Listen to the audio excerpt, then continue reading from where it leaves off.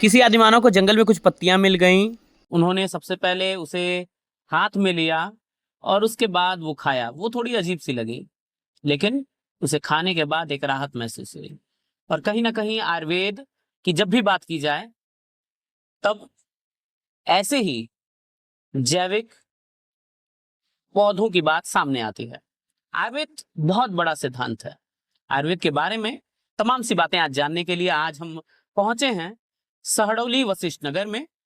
यहाँ पे आयुर्वेदाचार्य श्री आलोक तिवारी जी से बातचीत होगी और इस बातचीत के क्रम में हम जानेंगे कि किस तरीके से आज भी जब सबसे ज्यादा दवाएं अंग्रेजी की बिकती हैं, एलोपैथी की दवाएं बिकती हैं, उस समय में भी लोग आयुर्वेद पर कितना विश्वास करते हैं। देखिएगा और यकीनन शेयर भी कीजिएगा। वजह है क्योंकि आपने तमाम दवाएं कर ली होंगी, लेकिन जिस तरीके से आयुर्वेद का इलाज आज भी लोग चाहते हैं, इसके बारे में तमाम सी बातें आपको वीडियो में पता चलेंगी। और साथ ही आप अगर आपके कोई भी कष्ट हो तो आप कमेंट में अपनी राय जरूर लिखिएगा कि हमें ये कष्ट है। हम आयुर्वेदाचार्य से आपके लिए वो सारी चीजें पूछ भी लेंगे, लेकिन सबसे पहले बातचीत कर लेना जरूरी है।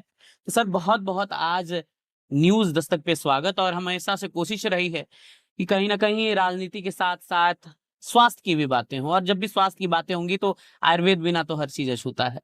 तो आज मेरा आपसे सबसे पहला सवाल है, आपके हिसाब से आयुर्वेद क्या है और कैसे इस क्षेत्र में आए? आपकी कहानी क्या है? आयुर्वेद कितना लोगों में धीरे धीरे जगह बना पाया है, मैं आपसे जानना चाहूंगा। बहुत बहुत स्वागत सबसे पहले। दिव्यांश जी, सबसे पहले न्यूज़ दस्तक के सभी दर्शकों को मेरा नमस्कार और आपका बहुत बहुत धन्यवाद कि आपने समय निकाला। आयुर्वेद के बारे में, जैसे आयुर्वेद हमारी परंपरागत चिकित्सा पद्धति रही है, हजारों वर्ष पहले का इतिहास भी है। जैसे हम लोग रामायण में देखते हैं, रामायण में हमें प्रमाण भी मिला कि जब लक्ष्मण जी को बाण लगा था तो उस समय श्रीलंका जाके सुसेन वैद्य को लाया गया और सुसेन वैद्य जी ने जो दवाएं लिखी या जो दवाएं उस समय बताई, उस दवाओं को और उसका स्थान बताया कि कहाँ पे वो दवा मिलेगी, कहाँ पे वो जड़ी बूटी मिलेगी, तो उसको लाने के लिए हनुमान जी गए। तब से लेके आयुर्वेद का इतिहास है। और हमारे जितने भी ऋषि मुनि हुए, जिन्होंने अपना, कितने ऋषि मुनि, महर्षि सुश्रुतु, धन्वंतरी, चरक, बागभट्ट, इतने कितने ऋषियों ने अपना जीवन खपा दिया। एक एक चीज अभी हम लोग एक शोध करने जाएं, आज का विज्ञान एक शोध करे, अगर पूरे वैज्ञानिक सिस्टम, पूरा नासा, पूरे बड़े बड़े सिस्टम लगते हैं, तब जाके एक किसी चीज का, जैसे गॉड पार्टिकल की भी खोज हुई, आपने सुना होगा।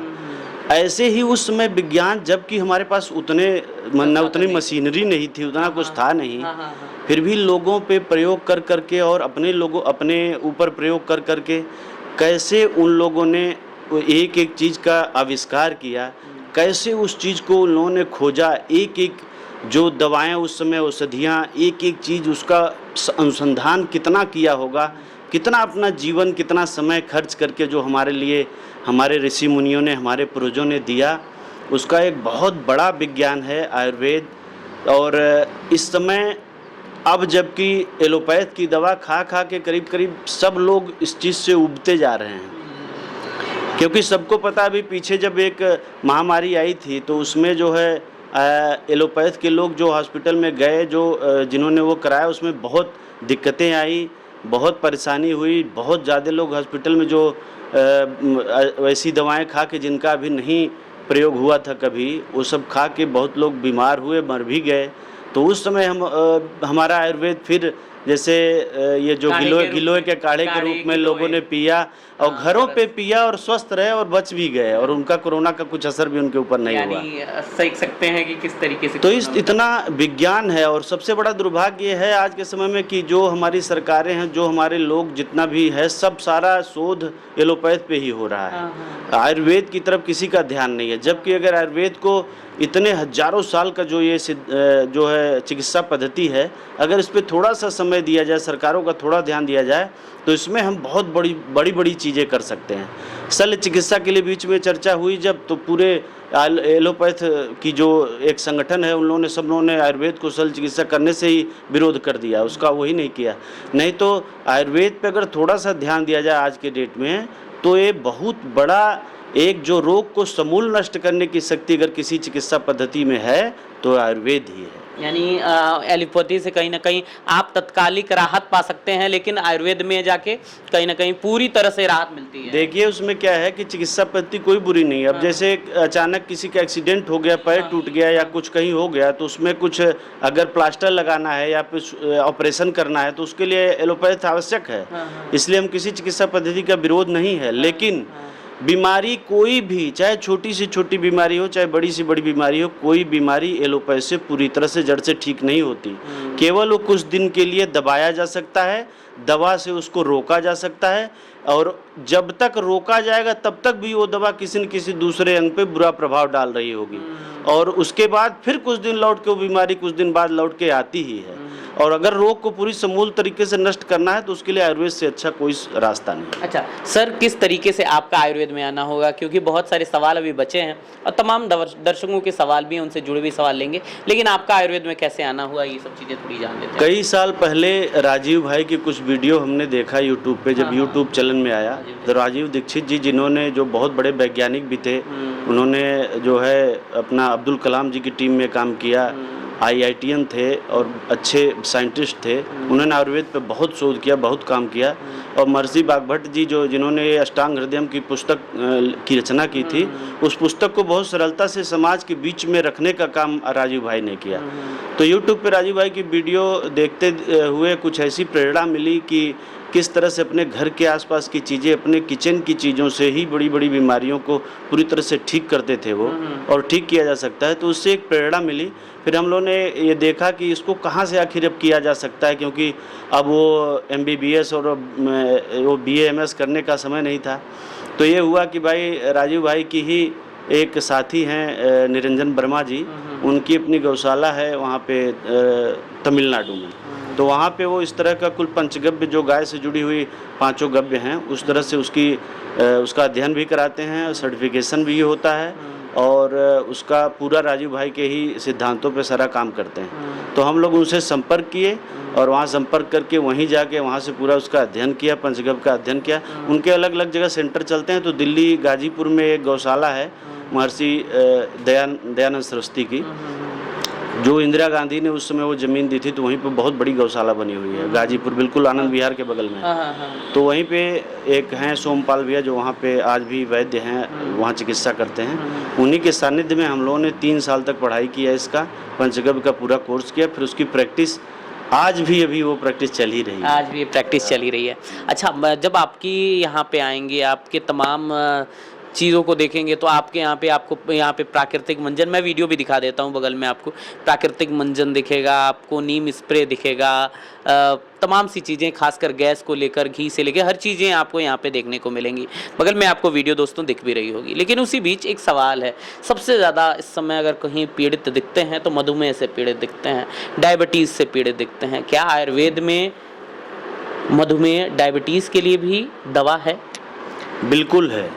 आयुर्वेद में कोई ऐसा रोग नहीं है, कोई ऐसा मर्ज नहीं है जिसको पूरी तरह से ठीक किया न जा सके। मधुमेह को लेके, बल्कि किसी भी बीमारी को लेके एलोपैथ के डॉक्टरों द्वारा बहुत भ्रांतियां खड़ी की गई हैं। जैसे वो लोग कहते हैं कि बीपी का अगर आप गोली खाना शुरू कर दिए और आपने जाके डॉक्टर से बता दिया कि मैं बीपी की दवा खा रहा था और अभी छोड़ दिया हूँ, तो कहेंगे अरे बीपी की दवा खा रहे थे और अभी छोड़ दिए, कैसे छोड़ दिया आपने?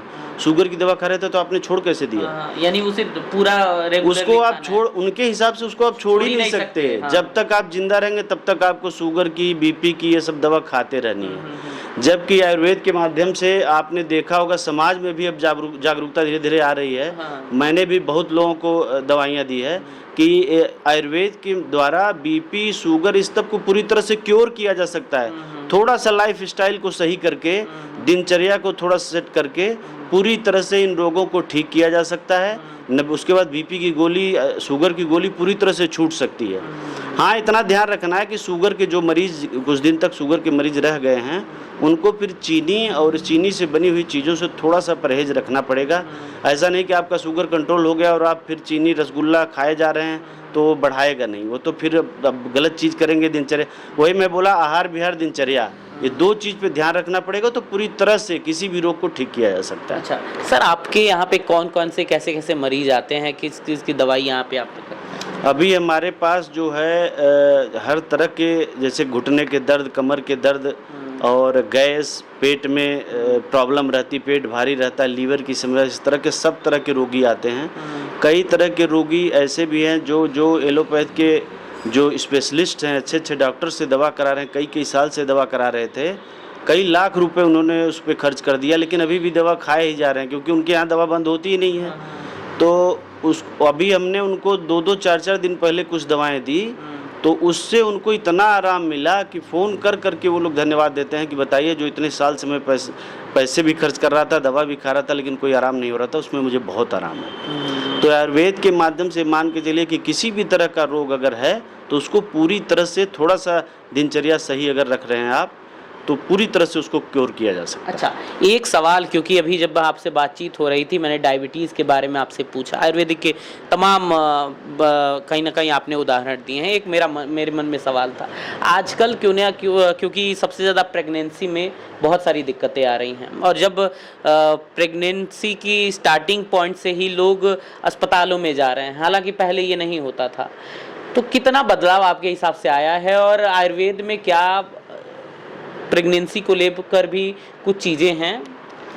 प्रेगनेंसी को लेकर आयुर्वेद में जितनी चीज़ें हैं वो किसी चिकित्सा पद्धति में है ही नहीं। जिस तरह से सब रोग के ऊपर लिखा हुआ है आयुर्वेद में, उसी तरह से प्रेगनेंसी का एक पूरा बड़ा विज्ञान है जिसका आयुर्वेद में नाम है गर्भ संस्कार। अच्छा, गर्भ संस्कार। वो गर्भ संस्कार में जो भी पति पत्नी हैं उनको गर्भ कंसीव होने से पहले पति पत्नी को उनकी दिनचर्या बताई जाती है, उनका खान पान बताया जाता है कि क्या चीज़ आप खाएं, क्या चीज़ आपकी पत्नी खाए, पति खाएं, तो और कितने दिन तक आपको थोड़ा सा उसमें ब्रह्मचर्य धारण करना है, फिर आप स्त्री पुरुष संसर्ग करें, फिर किस मुहूर्त में करें, कब आपको किस तरह की संतान चाहिए, उसके लिए इसका पूरा एक बहुत बड़ा विज्ञान है। अच्छा। उसके बाद कंसीव हो जाने के बाद भी पहले महीने में क्या खाना है, जो गर्भवती स्त्री है उसको क्या खाना है, दूसरे महीने में क्या खाना है, तीसरे महीने में,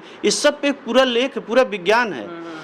अगर माँ बाप जो है जैसे डायबिटिक हैं और बच्चे को उसको क्योर करना है, माँ बाप थोड़ा सांवले हैं, बच्चे को गोरा करना है, अच्छा। माँ बाप थोड़े कमज़ोर हैं, बच्चा पूरा हिष्ट पुष्ट हो, इस सब के पीछे एक बहुत बड़ा विज्ञान है। और अभी तो जो इतना डरा दिया गया आजकल हॉस्पिटलों के माध्यम से, अभी ये जितने भी गांव में लोग घूम रहे हैं, ये सब हॉस्पिटल के बड़े हॉस्पिटल के एजेंट आशा के रूप में ये लोग जाएंगे। जैसे भी कोई लेडी प्रेग्नेंट हुई तो उनको जाएंगे, देखेंगे तो उसको कहेंगे अरे तो थोड़ा सा टिपिकल हो रहा है मैटर, ये हो रहा है, ये बच्चा जब पेट में माँ के रहता है तो प्राकृतिक रूप से एक लिक्विड में घूमता रहता है, तो नाल कभी उसके यहाँ आती है, कभी यहाँ आती है, कभी यहाँ आती है, उसकी फोटो दिखा के यहाँ नाल आ गई तो कहते हैं कि बच्चे के गले में नाल फंस गई है, अब तो तुरंत ये आपको ऑपरेशन कराना पड़ेगा। डरा के परिवार वालों को ऑपरेशन करवाया जा रहा है। फिर जो खूब आराम से प्राकृतिक तरीके से हो सकती है उसको ज़बरदस्ती पैसा बनाने के लिए ज़बरदस्ती ऑपरेशन कराया जा रहा है, और जिससे उस स्त्री के लिए पूरे जीवन भर के लिए उसके लिए वो अभिशाप बन जा रहा है। ऐसी सुई, ऐसा इंजेक्शन। और जो पहले के समय महिलाओं को, चूँकि जब गर्भ बच्चा बाहर आने को होता है तो शरीर में वात बढ़ता है, जैसे आप सुबह पैखाना जाते हैं या बाथरूम जाते हैं तो उस शरीर में वात पित्त कफ 3 चीज़ें होती हैं। तो वात का एक वेग होता है जो प्राकृतिक वेग है, जिससे पैखाना भी बाहर निकलता है, यूरिन भी आप पास करते हैं। ऐसे ही वात से ही बच्चा भी बाहर आता है, उसका एक प्रेशर होता है वात का। उस बात के प्रेशर में जब बच्चा उस शरीर से बाहर आ रहा होता है, उस समय से लेकर जब तक उसका करीब 24 घंटे तक उस स्त्री की बॉडी हिलनी नहीं चाहिए, क्योंकि बात के इतने प्रभाव में होती कि अगर उस शरीर को बहुत ज़्यादा हिला दिया जाए तो पूरे जीवन भर के लिए उनका बात बिगड़ जाता है। फिर उनके पूरे जीवन, उनके कमर में दर्द, पाँव में दर्द, ये सब दर्द अभी आप देख रहे होंगे रिजल्ट। जो भी स्त्रियां ऑपरेशन से बच्चा पैदा कर रही हैं, उनके जीवन भर उनके कमर में दर्द, उनके पैर में दर्द, ये सब बात बिगड़ जाता है। और पहले के समय ये था कि जब ऑपरेशन किया जाता था, जब बच्चा पैदा होता था, माफ़ कीजिएगा, तो बच्चा पैदा होता था तो उनको एक कमरे में अकेले में दाई जाती थी, उनका एक विशेष कोई किसी प्रकार की विशेष ट्रेनिंग नहीं होती थी, लेकिन वो आराम से डिलीवरी करा देती थी, बच्चा भी पैदा हो जाता था, कोई ऑपरेशन नहीं होता था, घर पे भी हो जाता था। घर पे ही ज्यादातर हो जाता था। वो तो कहीं जाने हॉस्पिटल की कोई सुविधा ही नहीं थी, और घर पे ही आराम से हो जाता था। और उसको बाहर की चीज़ों से कुछ दिन के लिए अकेले और एक जगह बिना हिले डुले, उनको केवल जो अपना दैनिक कर्म होता है उसको छोड़ के उनको एक जगह रखा जाता था कि इनका शरीर जब एकदम बैलेंस हो जाए 10-15 दिन 12 दिन उस एक कमरे में रख के उनको तब बाहर निकाला जाता था, तब उनको दिन दुनिया से बच्चे को भी परिचय। अब तो बच्चा पैदा हो रहा है तभी उसका मोबाइल जाके मुंह पे मोबाइल पास खींचना, फोटो शुरू। मोबाइल में इतना ज़बरदस्त रेडिएशन होता है कि जाके पास फोटो खींच के चारों ओर वीडियो बना के भेजने लगते हैं लोग।